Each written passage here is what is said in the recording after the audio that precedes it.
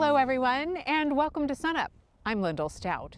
The arrival of spring is a good time to start the conversation about potential diseases and viruses in Oklahoma wheat fields during the growing season. We begin with our extension wheat pathologist, Bob Hunger. Well, in Oklahoma this past fall and through the winter, of course, it was extremely dry and the temperatures were fairly cold. That was the case down in Texas as well, and so there just hasn't been that buildup of inoculum of the rust to come blowing up into Oklahoma as there typically is. So they just have not had the inoculum to blow up and cause the foliar diseases up here. So we don't expect to see that widespread this growing season like we have in the past? Probably, probably not, especially of stripe rust, because for stripe rust to get bad in Oklahoma, it usually has to be seen in Oklahoma by late February or early March, and I haven't had any reports of that at all. Leaf rust could still come because it's a rust that does a little better in warmer temperatures, and so if they do get moisture in Texas and then we get it across Oklahoma as well, that'll help build up the rust. But it's just starting to get warm enough now, and the wheat has started growing again, so the canopy has covered over and it'll increase humidities, which is a little bit more conducive for disease, but there still may be a problem of not having the inoculum. At this stage, what kind of advice do you have for producers between now and harvest in terms of scouting and other production advice? Well, certainly keep an eye on the weather. All growers will do that for sure. We start getting more and more rains. Hopefully we will, because that will really perk the wheat up. And then of course when you have those kinds of conditions, that'll be more favorable for the foliar diseases. So watch for that. Scout for aphids, because there are some of those around. And of course the aphids transmit barley yellow dwarf virus, and be aware of that and watchful of that. Watch for the reports from Texas. I send out a wheat disease update about every week, sometimes every 10 days. That gets posted on David Marburger's post, blog, and so on and so forth. And just be aware of what's going on in listening for reports of foliar diseases. And is there a time during this process, if there are some things discovered in the scouting, to engage with the county extension office to get some guidance on that? Oh sure, especially the viruses, because if they're wheat streak could show up. We never know for sure how heavy the mite population was, the wheat curl mites were in the fall. And the symptoms of that virus don't start showing up until you get consistently into the 80s, so that may show up, and it would be good to know if you have that going on in your field. And so watch for any kind of symptoms and get with the county educators, and they will be glad to diagnose samples that are sent in. Okay, thanks a lot, Bob. And for more information on wheat diseases and viruses, just go to SUNUP.okstate.edu.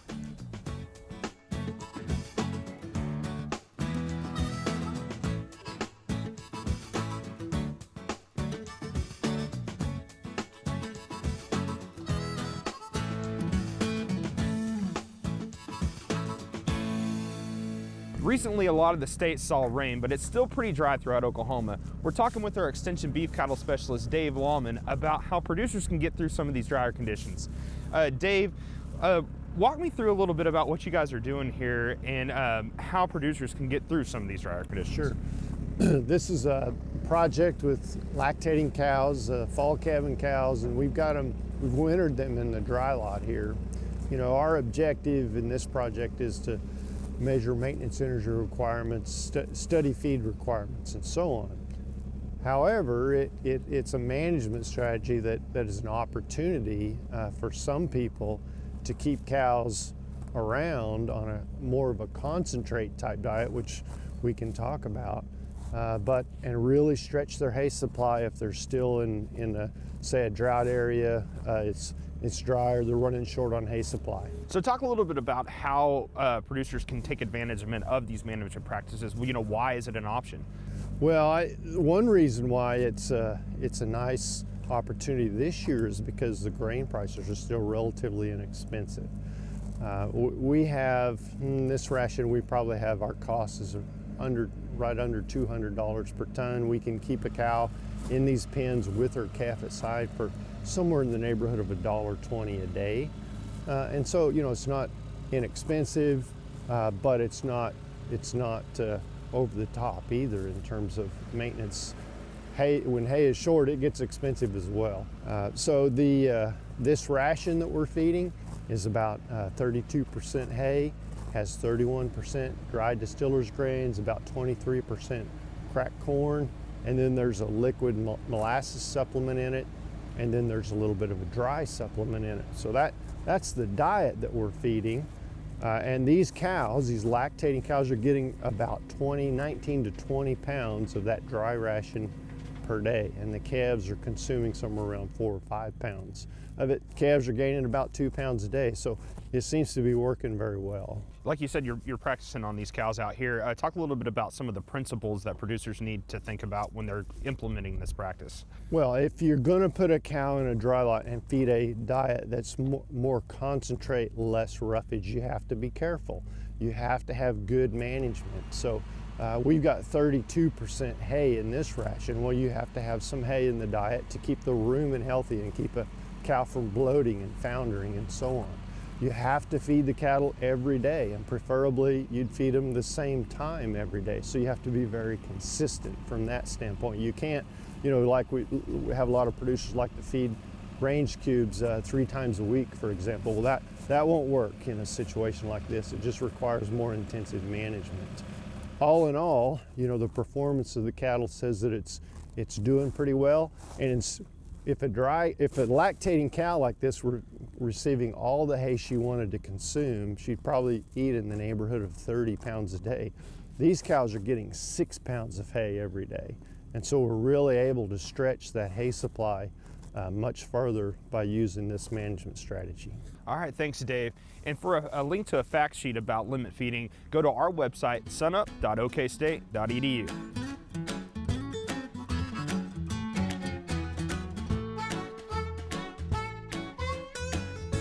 Although we're still in the midst of the calving season for many cow-calf operations, it's not too long until the breeding season for next year's calf crop will be upon us. Preparing the bull battery for that upcoming breeding season is very, very important for the success that we want to get a high percentage calf crop. Many of us will be purchasing new young bulls to bring home, improve the genetics in our herd. It's important, I think, to make sure that those young bulls are in the proper condition as they go into the breeding season. And that means that you may want to visit with the purebred breeder that you bought the bull from as to what his diet was at his place, and then start to match it when you bring him home to your operation.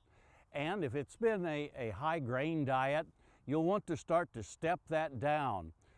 Perhaps start out with about 2/3 of the amount of grain that he was receiving at the purebred place. Replace that, the rest of that with a high quality hay, and then gradually, about 10% a week, remove the grain from the diet, so that by the time he goes into that breeding season, his rumen is used to taking on a high roughage diet. We want to remember these young bulls are still growing, so his total diet needs to be about 12% crude protein. That means that the hay that we're giving that bull as he goes into that breeding season needs to be a pretty high quality hay. Check the feet and legs of all the bulls in your bull battery. If we need to do some trimming, let's get that done at least about 30 days or so ahead of the breeding season. Call your local veterinarian, schedule that so that that can be done in time for that bull to heal up and to travel well during the breeding season. If we're going to use multi-sire pastures, more than one bull in the same breeding pasture, let's put those bulls together now so that they get the social order figured out. Let's find out who's king of the mountain so they're not fighting at the beginning of the breeding season, but they've got that all settled before we turn them in with the cows. If we're going to use both old bulls and young bulls, I would want to match those bulls together by age. In other words, as we put them into the breeding season, put old bulls together and put young bulls together. If we're going to rotate the bulls throughout the course of the breeding season, I'd highly suggest that we put the mature bulls in first. Let them breed the majority of the cows, and then, say the last third of the breeding season, rotate them out and bring in the new yearling bulls. In that way, they've got fewer cows that they need to service, and they're a month or two older by the time they go into the breeding season and should be more sexually mature. Keeping in mind a few of these pretty simple management procedures, I think can go a long ways to improving pregnancy rates in your herd this spring. Hey, we look forward to visiting with you again next week on SUNUP's Cow-Calf Corner.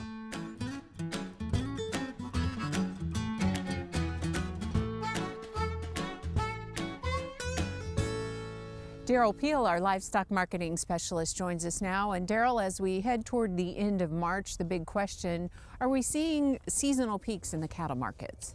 Well, you know, we've certainly seen these markets pull back a little bit lately, and part of that is definitely seasonal, I think. Lightweight calves normally peak about this time of the year, so it's consistent with that. We've seen a fairly seasonal move up through the first quarter. You know, fed cattle prices also typically peak about this time of the year. So, you know, there's a seasonal component to this, but there may be other things as well. What other factors that you mentioned are you keeping an eye on? Well, I think the markets are looking beyond just seasonal patterns a little bit right now. Of course, we're still in a situation where we know supply is going to grow, so the market's concerned about that. You know, we'll be seeing peaks in cattle slaughter as we move into, you know, May, June time period. The futures in particular have pulled back. Again, I think partly reflecting that seasonal pattern, but reflecting more than that, we've had awful good support in the futures markets, you know, long positions in those markets, and some of those are just pulling out now. I think that beyond that, there's a backdrop here of just continued concern about trade situation, trade policy, a lot of uncertainty about that, and it is having an impact on the market, so that's a factor as well. Well, let's talk about the drought now and how that fits into the picture and some of the things that you've just mentioned. Well, you know, certainly we have a continuing drought situation in the West in particular. And you know, we've got lots of time to fix it yet, but if we don't, then it's going to be a very big issue. From a market standpoint, I really don't think this is going to be a big impact, at least not right away. Even though the drought area right now is pretty big, it's also country that doesn't carry as many cattle, and so even if we see some liquidation, and that's a ways down the road before we would get into that, I don't think it will probably have general impacts in the market, but it's certainly going to be a big impact for those producers that are affected. And that planning is so important, like we've talked about before. Absolutely. Now, you've been traveling, you're back from Mexico. Give us an idea of the conditions and situation there. Did spend a little bit of time in northern Mexico recently, and you know, the drought that we're talking about in the southwest U.S. continues down through the western part of Mexico, and so their conditions, now it's the dry season in Mexico, they have a very pronounced monsoonal weather pattern, and so they normally are dry this time of the year. But the drought conditions there go beyond that, so they're certainly watching it as well. They won't be expecting rains, for example, in Chihuahua. They won't be expecting summer rains to start until we get into probably July. So they're kind of used to this in some sense, but also keeping an eye on it in terms of whether this drought goes beyond sort of normal conditions. Okay, well, keep us posted. Daryl, we'll see you again soon. Thanks a lot.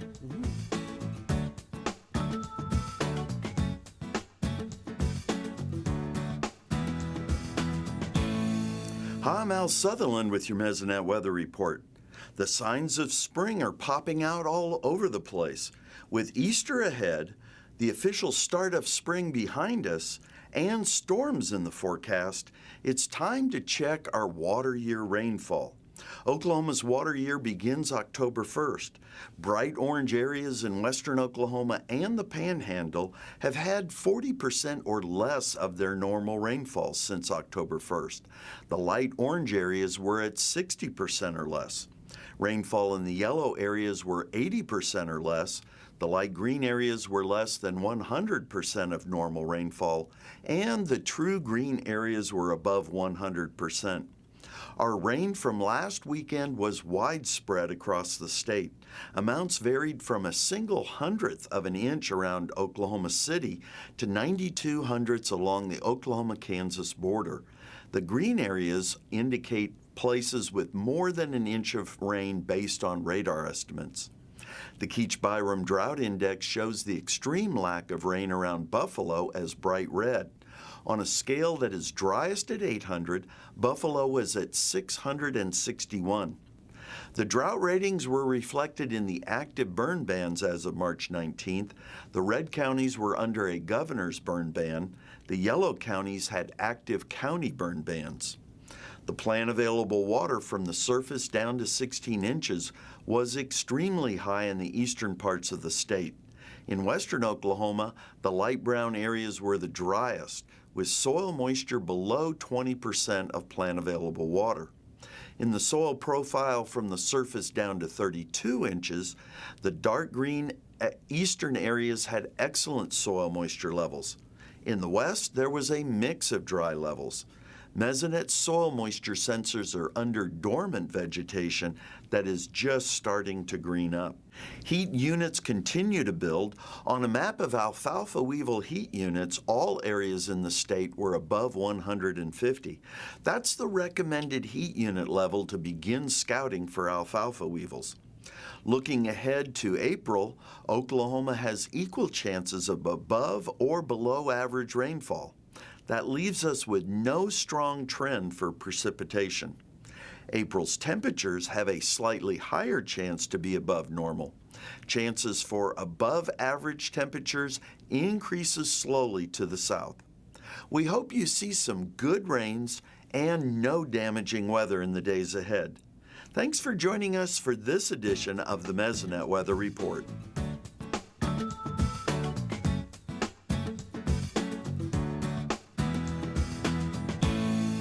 In the recent weeks, we've been talking about $5 wheat, and Kim, where did it come from, and more importantly, where did it go? I think it came from the droughts. You know, you can go back into December, January, the drought started building all the way up into March. The market saw yields going down for Kansas, Oklahoma, Texas, and so they bid up the price. Also, I really think that with the drought that yield per acre declined. I think the market feels that the lower the yield, probably the better the protein and maybe even the test weight's going to be. So that's what built it up. Now, what caused it? We got some rain over the hard red winter wheat area. Not enough, I don't think, but we got enough to take about 50 cents off that $5 price. So rain makes grain, but rain also makes lower wheat prices. Do you think we'll ever see $5 wheat again? Oh, I think we can see $5 wheat again, because I think that the market is hungry for a good quality milling wheat. I think as we get into the harvest in late May and June, that if we've got protein in that wheat, if we got test weight in that wheat, and it's got good milling characteristics, I think the market's going to want to buy it early. But I think we got a chance if we'll have a quality product for $5 pressed wheat. The world wheat crop, how can we compete with that? Well, you know, you've got the short crop coming up here. You've got a shortage of milling quality wheat around the world. You can find it in Ukraine and Russia. You look at the Black Sea, late December, it was $192 a metric ton. That's about $5.23 a bushel. In mid-March, they sold it for $217 a metric ton. That was about $5.91. So you saw a 68-cent world price increase over that period. Now let's just dive into the funds. Where does our wheat compare in there? Well, if you look at the funds, especially the KC contract, you can go back to late January. They were short 88 million bushels of hard red winter wheat. By early March, they were long 97 million bushels. That's 185 million bushels the managed funds bought from late January to early March. I don't think you can buy that much wheat with having a positive impact on prices. Okay, thank you much. Kim Anderson, Grain Marketing Specialist here at Oklahoma State University.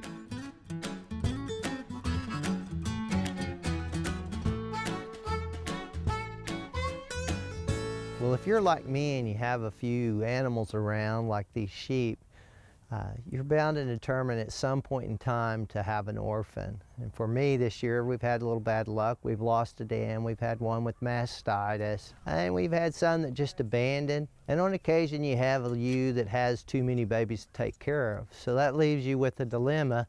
What are you going to do with these little guys? The most important thing that we have to do at the start is make sure these guys get colostrum. So you're either going to have to find another ewe that has lambed at the same time and try to steal a little bit from her, or if you were thinking ahead, if you had a ewe that just had a single and you milked some out and froze it, Now's the time to use that. As a last resort, you can use a replacer, but be sure and use a colostrum replacer, not a supplement, because the supplements will not have enough immunoglobulins to do you any good.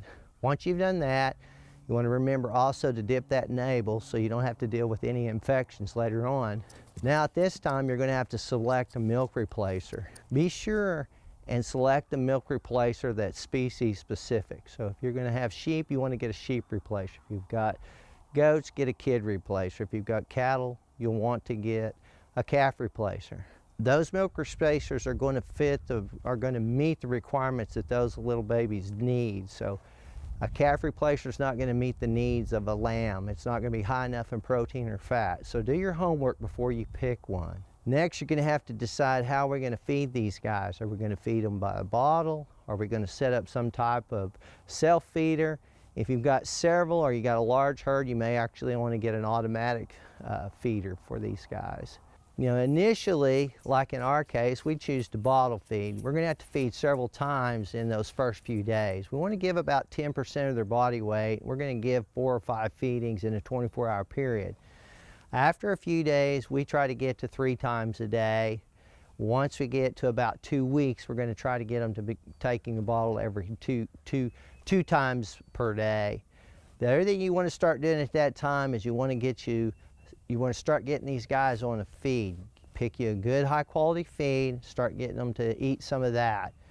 If you have any more questions about how to raise orphan babies, I'll put some information on the website at SUNUP.okstate.edu.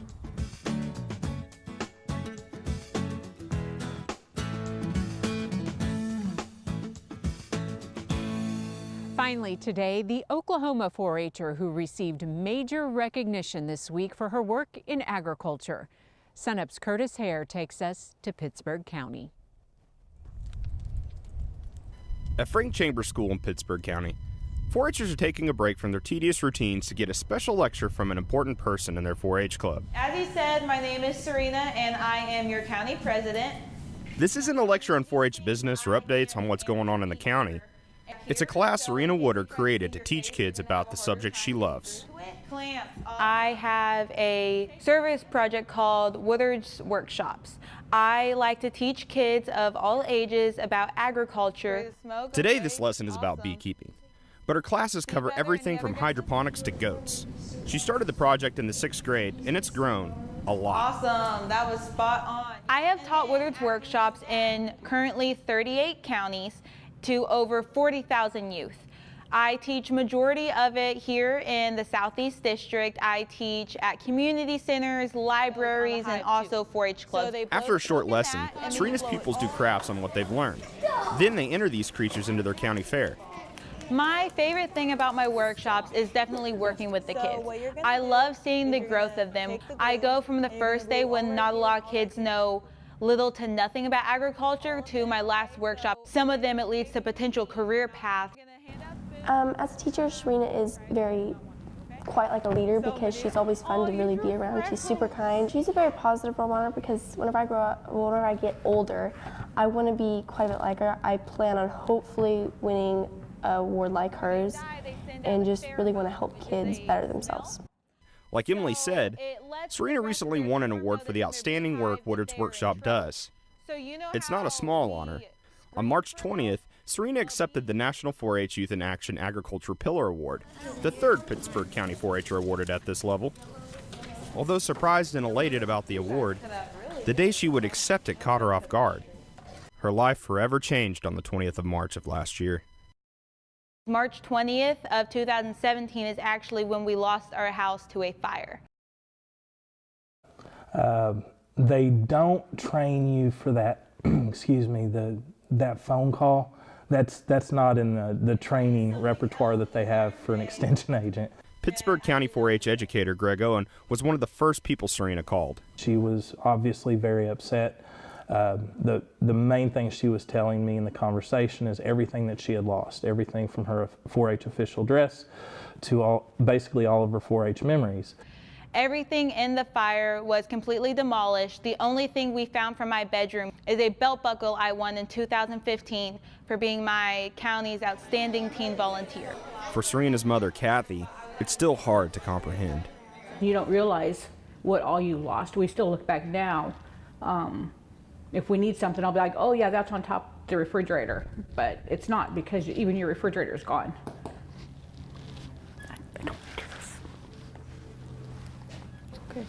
I mean, I know it hits her hard, and just to see her still moving forward and still doing everything she can after the fire, still focusing, still putting my sister and I first, that shows how selfless my parents are, and that's really the real reason that I've been so successful. 4-H is Serena's world. Whether it's her workshops or mentoring others, she gives everything she can to the program. After this tragedy, it was time for 4-H to give back. I've never been more proud to be an extension agent, a 4-H agent, not only of this county, but of this entire state, because literally the entire state came to bat for her. With feed for their animals and more supplies than the Woodards needed, the 4-H family helped them along, even upgrading the only thing left standing in the fire, that belt buckle. My county educators made a new belt buckle for me that is not exactly like the old one, and why it means so much to me is because it looks different than everybody else's, and on the outline it's black. So it kind of reminds me that I've came out of the ashes. Serena and her family are pushing forward. They have plans to rebuild their home on top of the rubble of the old one, and Serena was elected to district office and plans to run for state officer. Always moving and always disciplined, like any good teacher. In Pittsburgh County, I'm Curtis Hare. That'll do it for us this week. Remember, you can find us anytime on our website and also follow us on YouTube and social media. I'm Lyndall Stout. Have a great week, everyone, and remember, Oklahoma agriculture starts at sunup.